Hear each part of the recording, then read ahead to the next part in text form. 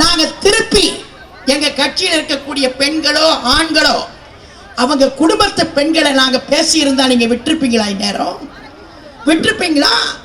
தமிழ்நாட்டிலே இருக்கிற ஒரு சமுதாயத்தை சார்ந்த பெண்களை, ஒரு சமுதாயத்தை சார்ந்த பெண்களை, இந்து சமுதாயத்தை சார்ந்த பெண்களை ரொம்ப கேவலமா அந்த வார்த்தையை சொல்லக்கூட நாக்கு கூசுகிறது.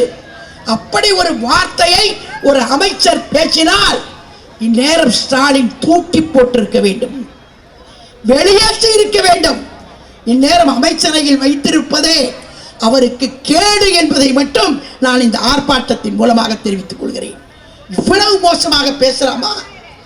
ரோட்ல போறவங்க யாரையாவது ஒரு பெண்ணை கடுமையா திட்டினா கூட நம்ம பக்கத்தில் இருக்க பாரு அந்த பொம்பளைன்றதுனால இப்படி திட்டிட்டு போறாங்க பாருன்னு சொல்லுவோம். ஒரு பெண்ணுக்கு பெண் கூட அப்படி பேச முடியாது.